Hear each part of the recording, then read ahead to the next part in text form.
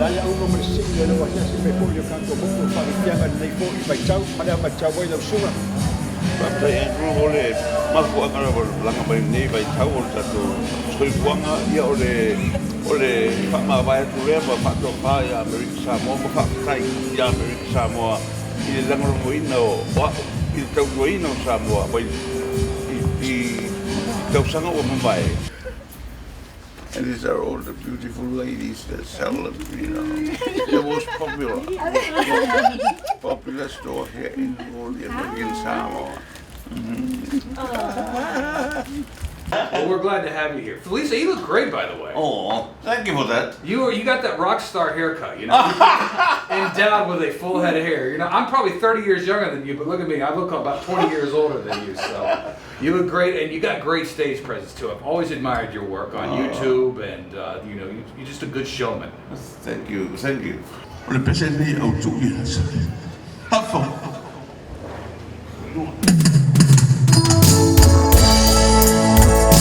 Sili Ofe Samoa.